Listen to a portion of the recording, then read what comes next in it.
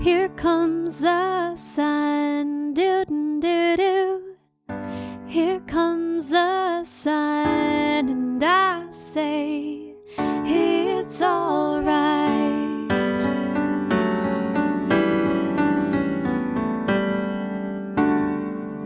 Hello, Fortitude audience. Thank you so much for joining us today. My name is Heather Kittleson, and I am your host, sitting with my beautiful husband, Amos, who is the co-host. Hello. And just a technical note, today we have some background sound effects going on, which is heavy machinery right on the back other side of this wall right here. So apologies in advance if you hear beep, beep, and all kinds of interesting things. That's all right. Forgiveness and grace. And today in our studio, we have Melanie Brown, who is a dear friend of ours. Hi, Melanie. Good morning. Melanie and I go back so many years. I want to say it's almost a decade that we crossed each other's paths. I think so. And since then, I've been in awe of the strength and the love and just everything that you encompass. It's such a, man, anyone who crosses your path, when people say you shine God's light, I think of you. Or you shine God's joy. There are certain people that just have this exuberance, and you are the example of that and have been an incredible mentor of mine. So having you here today with us is really special. Well, it's an honor to be here with both of you. Yeah. I tell people you can't unmeet Melanie Brown. No, you can't. Well, That is hilarious. Just not possible. You can't unmeet. Yes, you leave an impression on everyone, and it's beautiful. Yeah, it's God. God does wonderful things. He does in and through us. Well, and He has been working through you in a big, big, mighty way. And so, having you in today to speak about something that you've most recently gone through that's really hard, to have you here today, only 4 months later, speaking about it, it's mind blowing to me and beautiful. And so if you could, before we jump into that, just explain a little bit of who you are and just who's Melanie Brown. Well, thank you so much, Heather and Amos, for having me here this morning. It's a great honor to be with you. And who is Melanie Brown? Well, I'm a country bumpkin. I grew up on a farm where we were our own store. Everything we did was something we ate, we drank, we milked cows, we butchered our own cattle and pigs, we raised chickens, and we gathered eggs. And I just remember one day, my dad would always say, you kids can go do whatever you want, but when it's time to get up in the morning, you're going to fly out of bed. And I'm, okay, Dad, I'll do whatever you want us to do. And he was a very structured person, very great leader, a very God-filled gentleman. But he liked to have fun. So one weekend, we went out and we stayed out a little late. And his goal that day was to have 100 chickens cleaned and packaged and in the freezer by noon.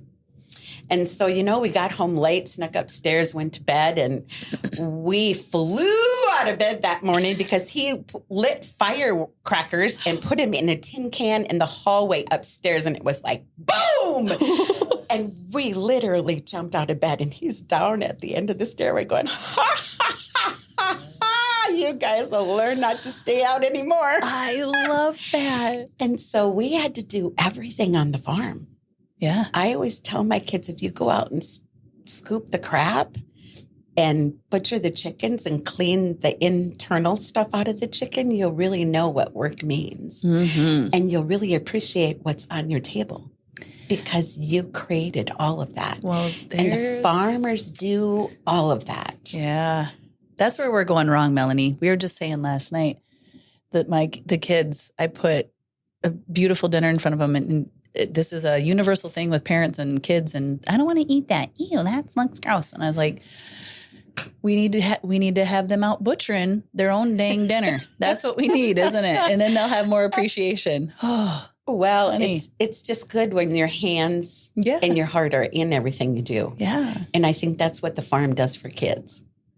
Absolutely. Is it really shows them where everything comes from. Mm-hmm.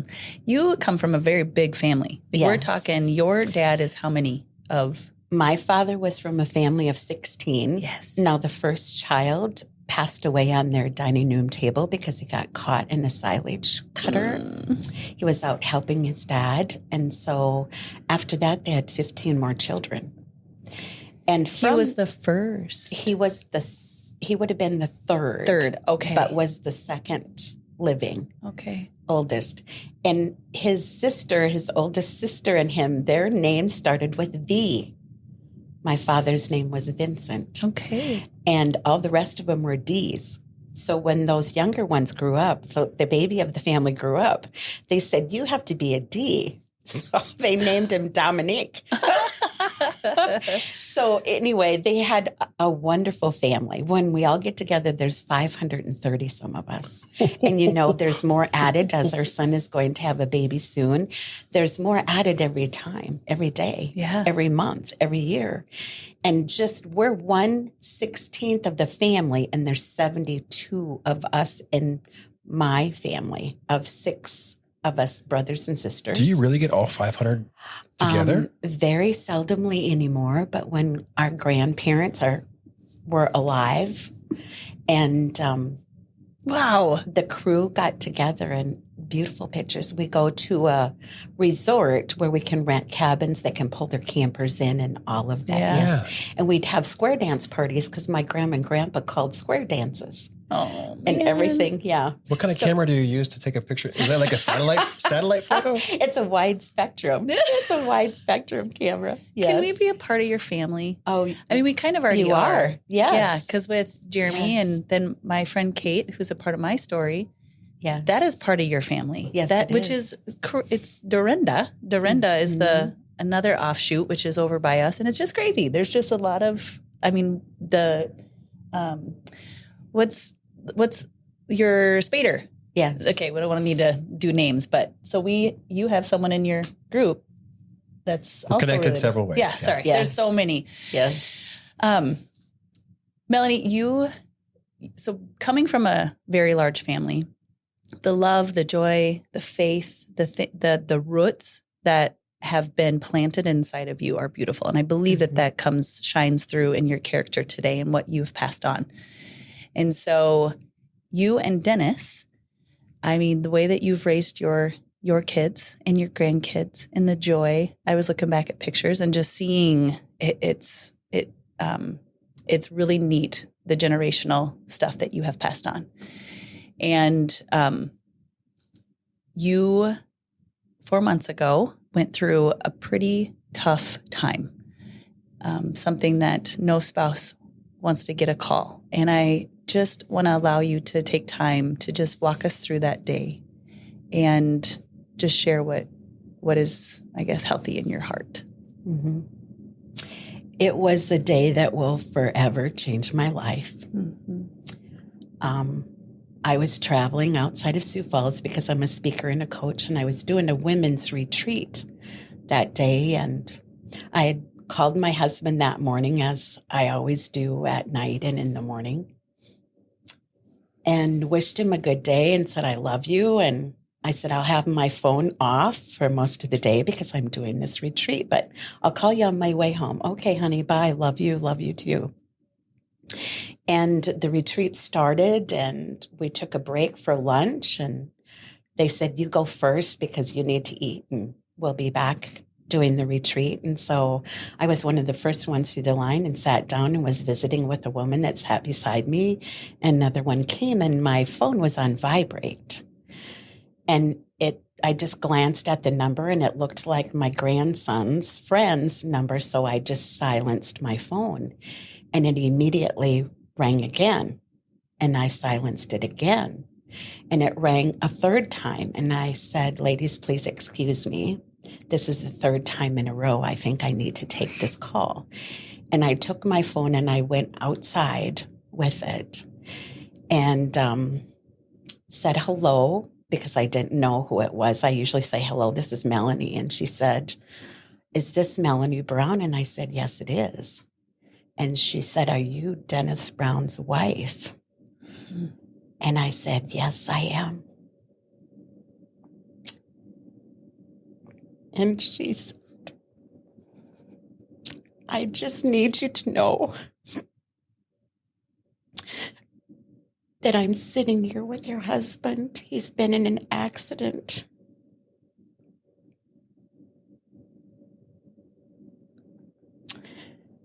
And I interrupted and said, is he okay? And she said, yes, Melanie, he's talking to me. And I said, tell him I love him. How is he doing? And she said, well, he's talking to me, she said. Do you want to talk to him? And I said, yes, can I just hear his voice? And she gave him the phone and he said, hi, honey. And then all of a sudden she took it back and she said, the air ambulance is here. We have to let him go. And she said, I'll call you back right away when we get him loaded, and I'll talk to you and answer more of your questions. And she told me her name, and I wrote down this number, and then I had to go inside. And I walked inside and they said, are you okay? And I said, no. I need your prayers because my husband was just in an accident. And of course, they had all the questions that I had too. And I said, I really don't know anything. Mm-hmm.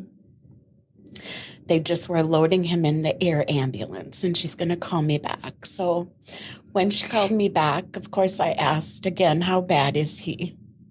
And she said, we had to airlift him to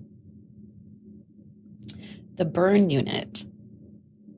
And she said, but I want you to know that we got your husband out of the truck before it blew up. And then my body just ran cold. I was just numb. And I just, when you're numb, you just shut down. And I couldn't even write.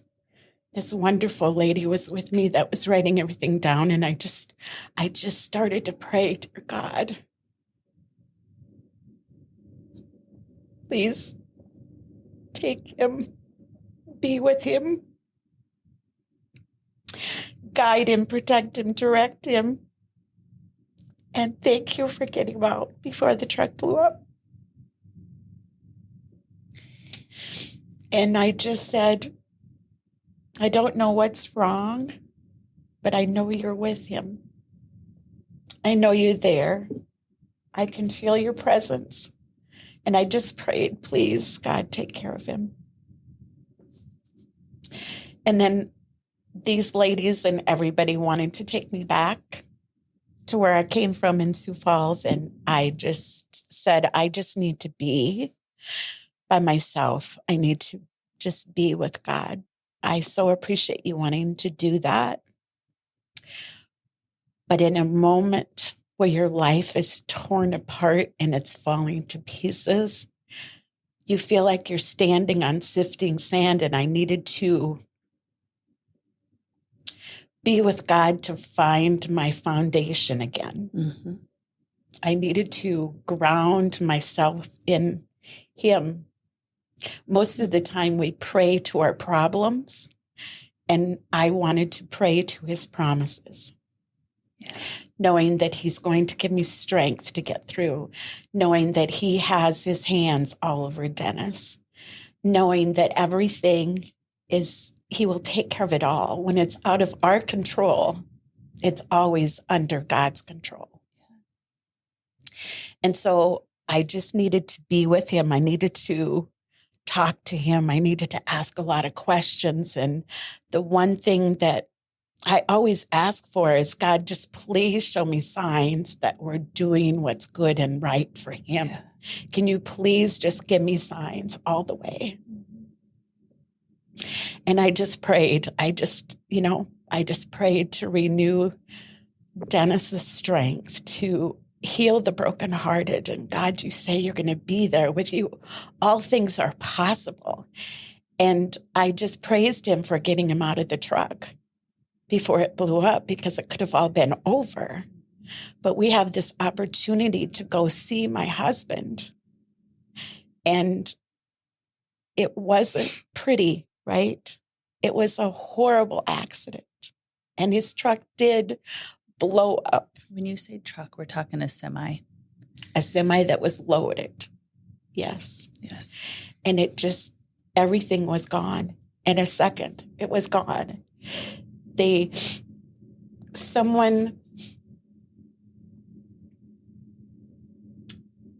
rear-ended another truck. A semi. Yep. And his truck was like an accordion. It just collapsed. And there were flames on the passenger side of his truck. The smoke was so thick inside the truck that it was black and nobody could see him.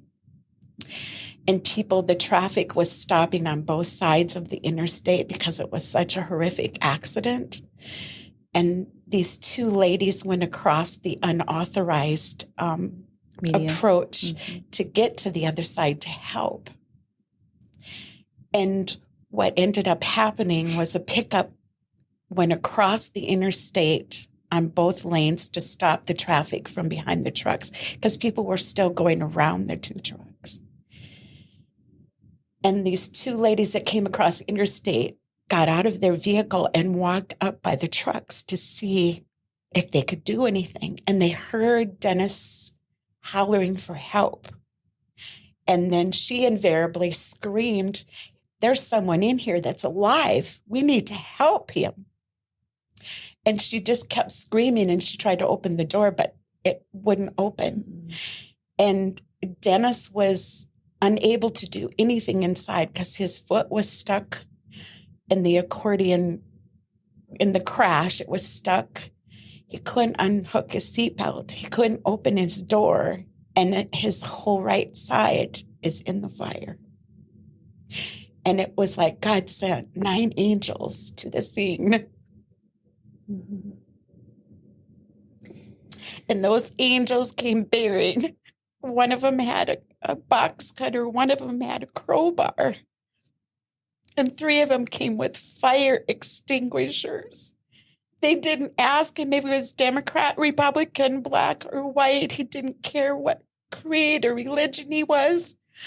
All they knew was there was this fire and they were going to save this person inside there.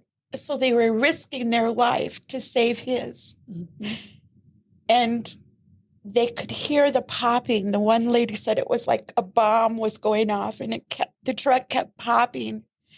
And they knew that if they got him out, in doing so, they were risking their life to save his, but they didn't stop. They got the door open, and 2 men reached in. They cut his seatbelt off with the box cutter and said, "Dennis, hang on, because we got to get you out of here."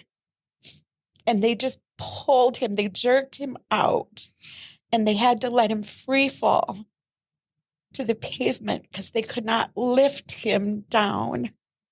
And as his body is continuing to burn, he fell from the seat in the semi to the ground. And they drug him across the road. And in 3 seconds, the truck blew up.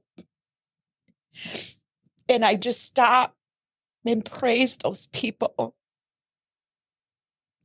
A highway patrolman, a total stranger, 3 women, 2 first responders, and more first responders. And all of those people came to the rescue of Dennis. And they knew that they could have been in that explosion as well as him.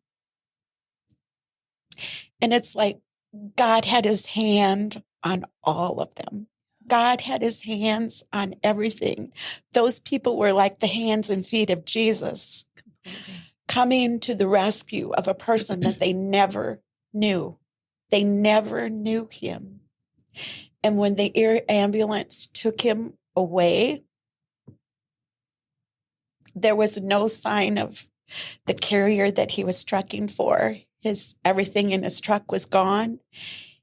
They would not have known me hadn't Dennis said, "Her name is Melanie. Here's her phone number. She's my wife." Everything just disintegrated in the fire.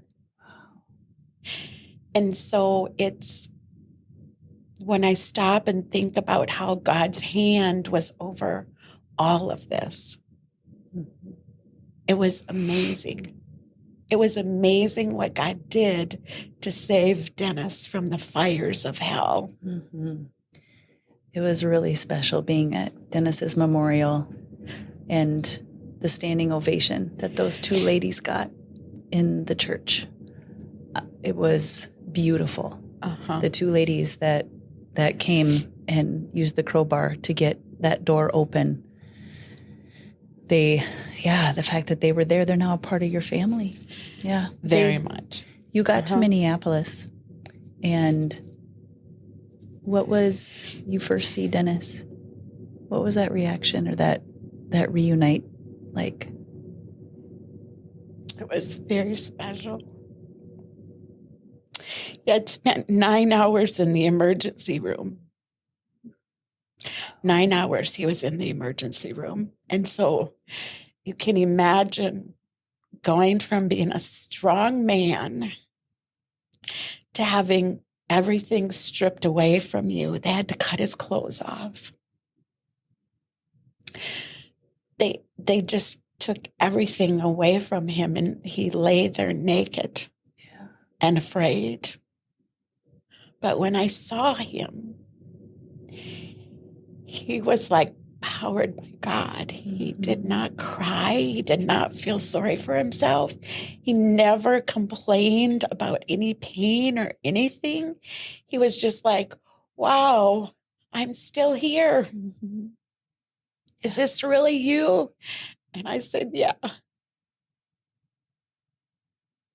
And I'm so glad to see you, honey. And you don't know what love is until you lose someone you've been with for 41 years. It's that moment that we saw each other was heavenly. And just to be able to lean into each other.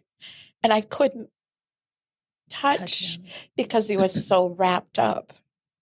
His whole right side was wrapped up, and his chest was wrapped up, and his head was all wrapped up. But you could feel his heart. You can feel his heart, and you could see the glory in his eyes and the light that was shining through him. It was beautiful. And going back to what God did once again, I asked him to give me signs, right? And when the gentleman from the emergency room called and said he's in stable condition for the condition he was in, they had him stabilized. And he said he's talking and he's alert. And he said he's a strong man because they had to let him free fall out of the truck, right? And my husband was 79 and a half years old. And any 79-year-old that falls that far, it's like 7 feet that he fell, usually breaks bones in their body. He said, your husband has no broken bones in his body. He only has a fracture in his ankle because of the pressure from the accident. It took off the top layer of his foot because of how hard they had to pull him out. He had steel-toed shoes on that were shredded. He had steel-toed shoes on that were shredded. And he said, your husband has no smoke inhalation damage, and we can't believe it. He was in a truck that was burning for at least 5 minutes, inhaling all that black, thick smoke that nobody could see him. And he had no smoke inhalation damage, no damage to his eyes, his nasal passages, his esophagus, nothing. There was nothing in his lungs. There was nothing in his lungs. It's like God put a smoke filter over his face. He had the armor of God Yeah, on he totally. Yeah. Totally. So God sent us many signs. And then the gentleman from the emergency room said, you will go to the purple door to come in. And you know me, I love purple. Purple is your color. Yes. Purple. Yep. And I'm like, oh my God, we are in the right place. And then they said, you will go upstairs to the 4th floor, which is the burn unit. And it's the purple wing that you will go to. And all I could think about was, thank you, God. Thank you, God. Thank you, God. Yeah. And when Dennis and I saw each other for the first time that night, he remembered the purple wing. Oh. And he too said, God's got this because we're in your purple world. And I said, yeah, and that's going to make you sick, isn't it? And we laughed. But we are so connected yet today that I can hear his voice in your heart. Yeah. You just hear things. And sometimes he says, what in the world are you doing that for? And I just laugh, and I can hear him laugh. And so it's that moment that we first connected again was just a precious moment. And I thank God for that all the time, because he was alert. He was very badly injured, but you wouldn't have known that. Because of the way he was. His strength, his courage, his awe of still being there carried him. Yeah. He, of course, was in shock, but he never complained. And so people say, how can you do this? How do you have the strength to do this? It's not me, it's God. And the strength being, you're still out, Melanie. I was just at a retreat that you did to 50, 60, 70 women. Like, you are not taking this lying down. No. It goes back to what God tells us to do, to pray to his promises. If I look at myself and poor me, it doesn't feel good. It's a horrible thing to have happen. I always thought, we're just going to live forever, right? And I told Dennis, God saved you from burning in that fire. You can do anything. Mm-hmm. And I just felt like he would make it through it all in my heart of hearts. But a burn is a horrible injury to your body. And on his right side, it was just most of his skin was pretty much gone. Yeah. And so the hardest part about a burn victim is to have skin grafting. And Dennis never complained about a thing until the second skin graft surgery. He had 4 surgeries. And the first 2, they removed all the dead skin, of course. And then the second 2, they do the skin grafting. And after those surgeries, the only thing that wasn't covered up on his body was his left arm. And then they were scheduled to do 2 more surgeries to his head because that was burnt the worst.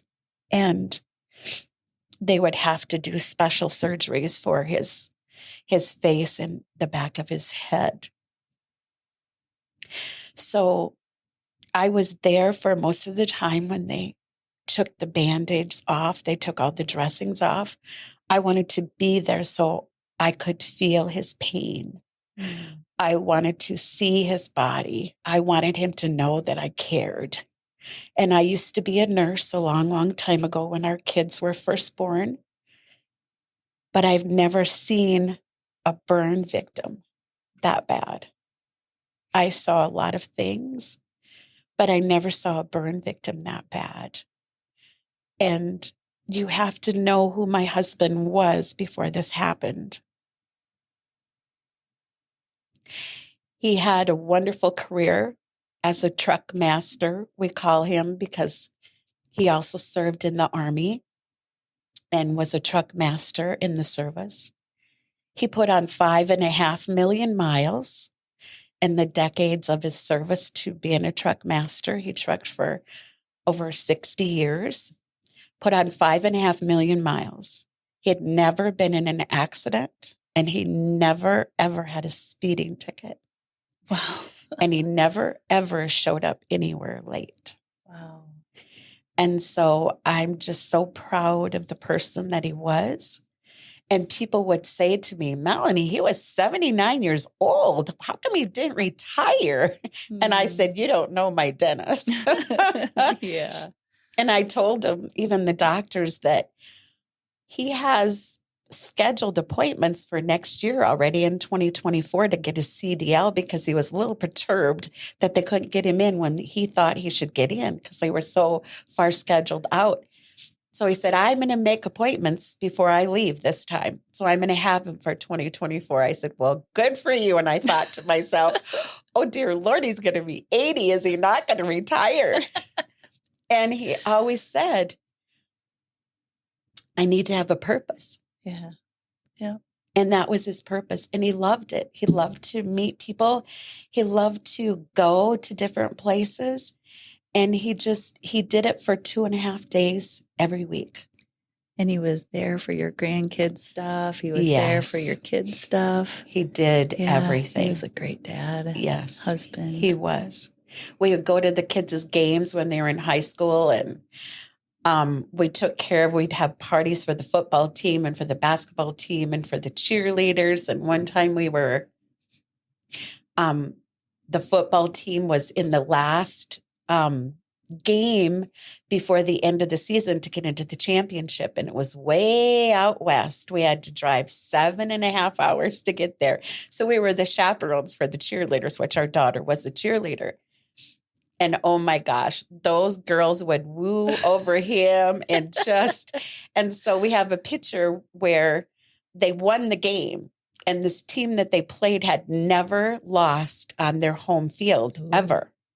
And they were the first team to beat this team to get into the championship game. And so there was quite a celebration at the end of the game. And we have a picture of all of the cheerleaders. And Dennis is on the ground, and they have their little arms and their elbows on top of him and just smiling. And he's just grinning, just like, here's my girls. Yeah. But he was a dad to all of them, because some of them were from divorced families and dads that weren't there. And so they always came over to our house, and he took care of all those kids, Man. Boys and girls. Our son's football team and basketball team, we did the same thing. We had lots of parties.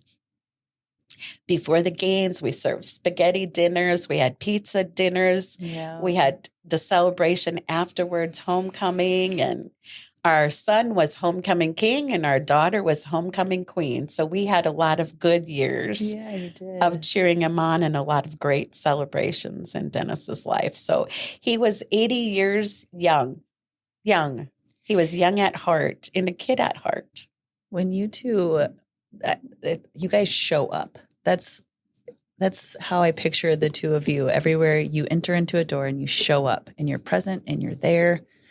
And Dennis I can just see him up in heaven being like, I'm here. What's up, God? Like, what do you want? Put me to work. Uh-huh. Because you were you were at the burn unit or at the hospital in Minnesota, up in Minneapolis area. Mm-hmm. And how many days were you got to spend with Dennis? We had 14 good days with him, and then 2 that were not so good. But when I first arrived, I had said to the nurse, where's a good place to go stay? And she said, well, there's hotel rooms all around the hospital. And she gave us a couple numbers for the hotel rooms. And then she said, tomorrow, Melanie, we're going to introduce you to a gentleman named Jake, because they had told us that we would probably be there for 3 to 6 months. And I just was like, oh my goodness. Mm-hmm. But you just take one day at a time. You just take one day at a time and don't worry about what's going to happen after that. And so we went and stayed at a hotel room. And then the next day we met this phenomenal young man named Jake. And he took us into this place called Firefighters for Healing. And when he opened the door to that place, I could just feel that it was full of God's amazing grace. Mm-hmm. And he walked us down the hallway and opened the door, and he said, here's your apartment just for you. And of course, I just crumbled. I just was like, oh my gosh, you are really going to give me an apartment? And Jake said, yes, this is yours for as long as you need it. And how many people will open their heart and their door to you and say, you can stay here for as long as you need to? And he showed us around the apartment, and then he said, here's some special things for you. And there was a special red backpack. And he said, it's full of goodies just for you. And you can take everything that you need, and what you don't use here, you can take home with you. And remember, I asked God for signs that we were in all the right places, doing all the right things. And of course, the grandchildren were with me that afternoon that he showed us the apartment, and they were looking through the backpack, and they pulled out a blanket that nobody knew we were coming there. Nobody knew anything. It was already in the room. Guess what color the blanket was? Purple. It was purple. Green. It was purple. It was purple. And so it's just, I just felt like God's hand was everywhere we went. His protection was wrapped around us every day. And the song that we kept playing all the time was The Goodness of God by C.C. Winans. Yeah, it's a great song. And it's a beautiful song. And it's the perfect song for us, because there's one of the first verses she sings is, your voice led me out of the fire. Yeah. And so that was kind of our theme song for the whole stay there. And I would just stick my phone in my pocket, because I don't wear earbuds or have anything else. And I would just walk up and down the halls when Dennis was sleeping, or they did a dressing change and I left early, and I would just have that song singing all the time. It was in my pocket. And I just felt like God was with us everywhere we went. He was always there. So you and Jeremy and your daughter, and was everybody around Dennis when he took his last breath? Was everyone in the room? Yes, we were all there. Okay. What was that like, Melanie?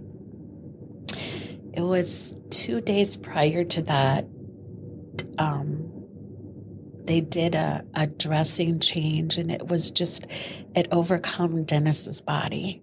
He had had 4 surgeries, and now, like I said, his whole body was wrapped up. And doing a dressing change was just, it was a big thing for a burn patient. And after that, his body just kind of gave out. Yeah. His breathing got really rapid. And so we had to put a ventilator in. And that morning was the best morning I'd ever seen him. After his first surgery, I'd taken a picture and called the kids and said, wow, Dad looks great, even after the 4th surgery. And so everything can change really fast, because the whole body is, working so hard to heal that part. And his whole body needed to be healed. And as you know, we sent a lot of messages out on Facebook. I've never done that before, to really lay our life out on Facebook and be so vulnerable. But we just ask that people would pray for his ultimate healing. God, please give Dennis the ultimate healing that only you can do. Lay your hands on him. And 2 days later, on July 28th, we removed the ventilator, which is very hard to do. And we just asked God to walk him into the gates of heaven.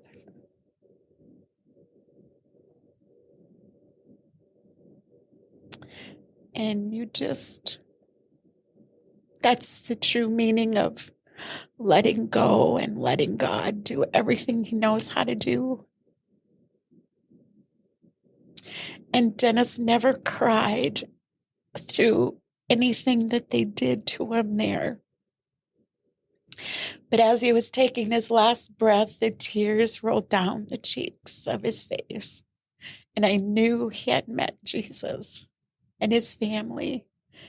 And his daughter had went to heaven about 1.5 years before this, or 2 years. And his younger brother had just passed a year before. And I just saw in those tears that he saw the glory and the family in front of him. And there again, you just have to say, thank you, God. You saved him from the fires of hell so you could walk him into the gates of heaven. And there's nothing more beautiful than that.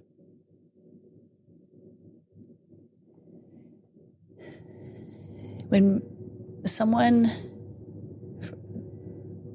passes, for those that are not believers, and I think about our audience and those that are listening, you and I have had a lot of deep conversations about the mourning process and about when you lose someone you love, you can go one way or the other.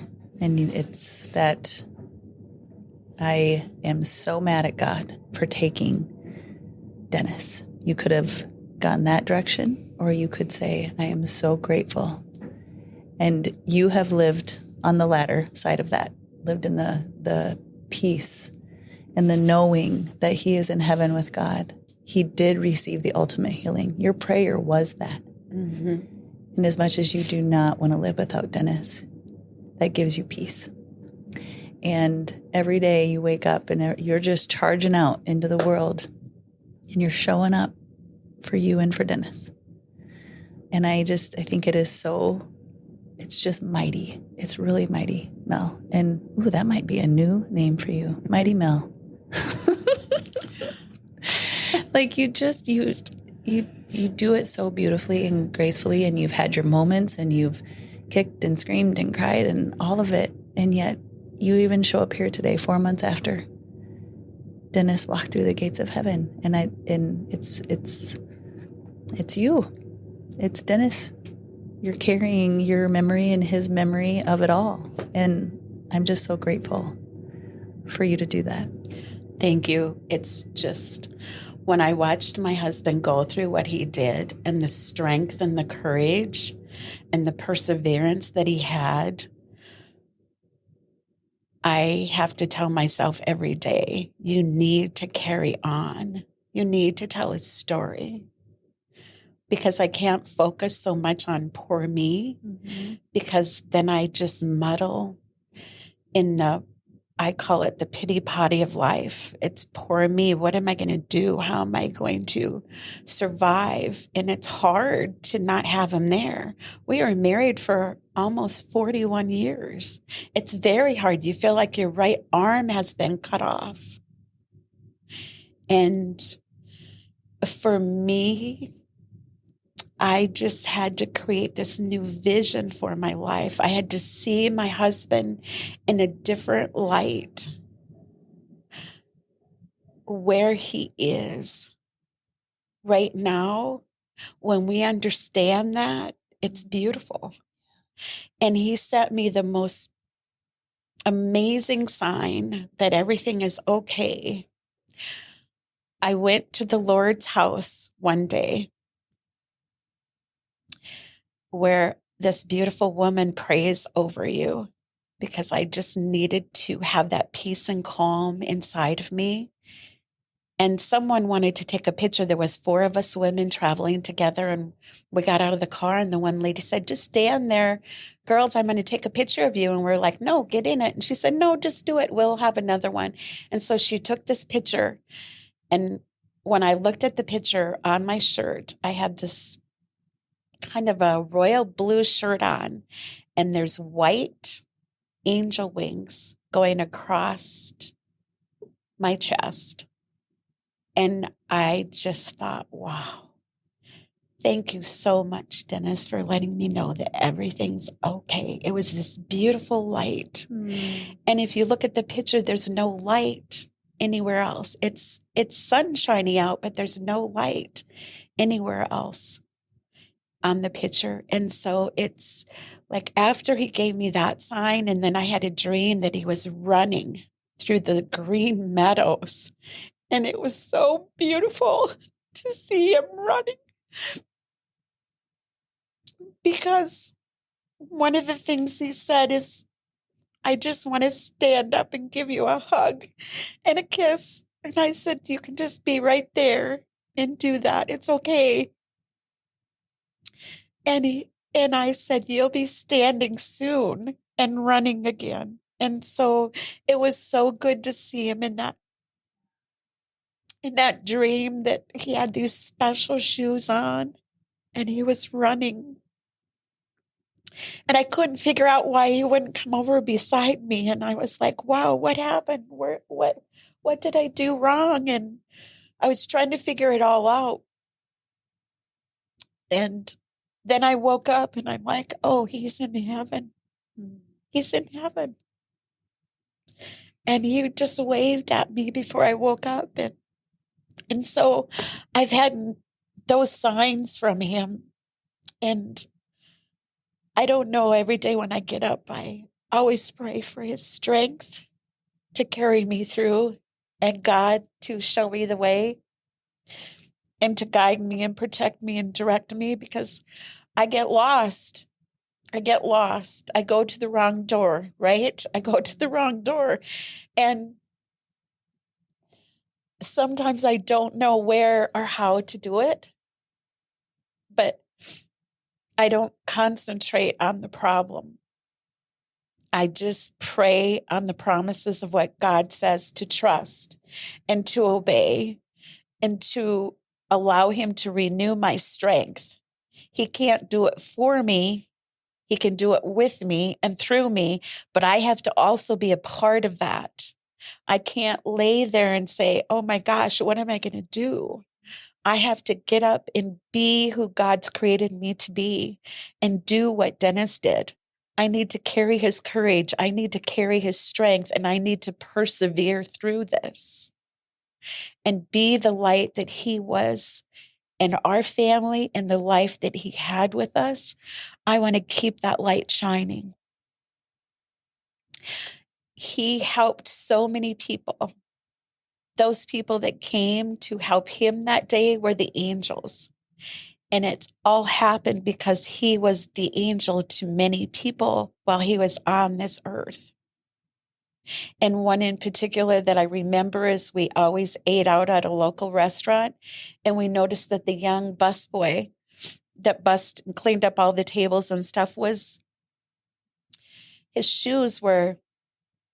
toes were popping through his shoes. They were old and crumpled shoes, and he didn't know our names, but he always came over and gave us a hug, and he'd smile and pat our backs.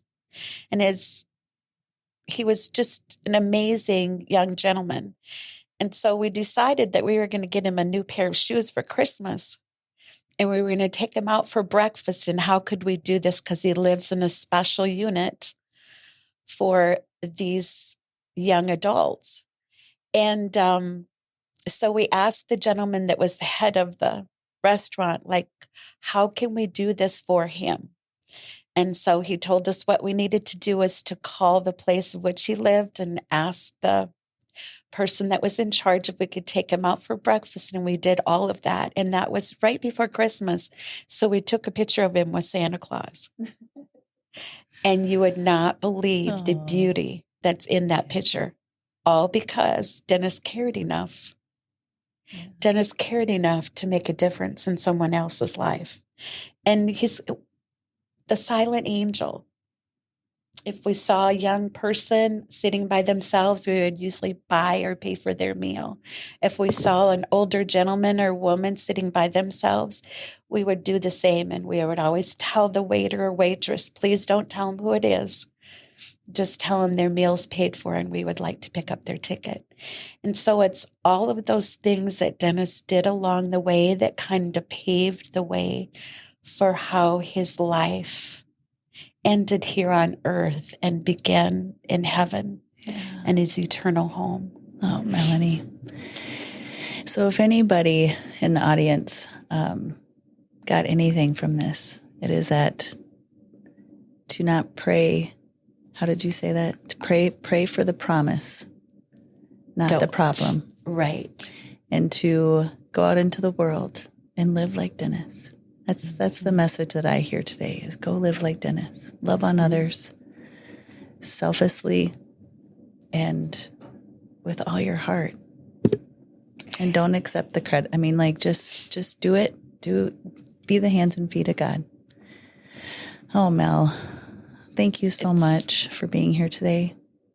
Well, thank you so much for having me. It was an honor and a privilege. It's really special to hear your story. Dennis's story and his legacy that will live on forever. It will. In our hearts.